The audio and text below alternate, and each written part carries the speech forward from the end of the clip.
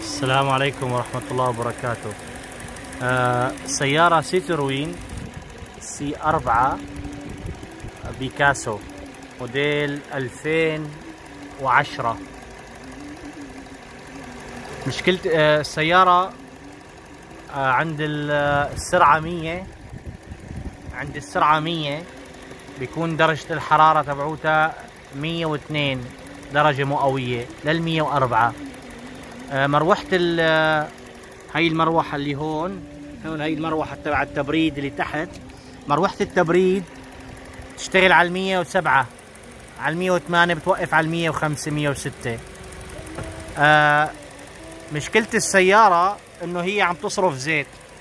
صرف الزيت عبارة عن كل 1300 كيلو متر تقريبا، كل 1300 كيلو متر 1200 كيلو متر عم تصرف لتر زيت كامل. هي السيارة وهذا صوت السيارة.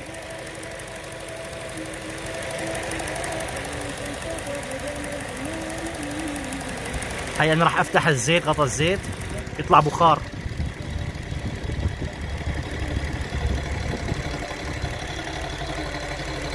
اذا واضح ريحة زيت هيك بخار. هي سكرت انا. هي راح افتح مرة ثانية.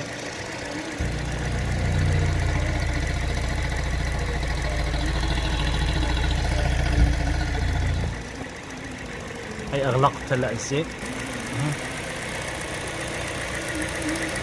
من فترة سابقة كان الزيت يطلع من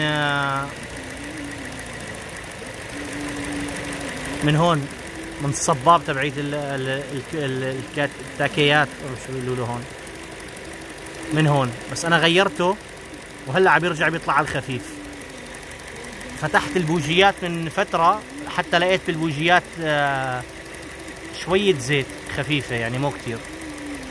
هاي السيارة ومشكور سلفا.